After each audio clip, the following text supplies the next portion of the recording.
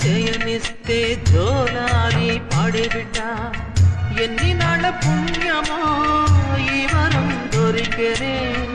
ఆనందం పొంగెనమ్మా వెల్లువల్ల కన్నుల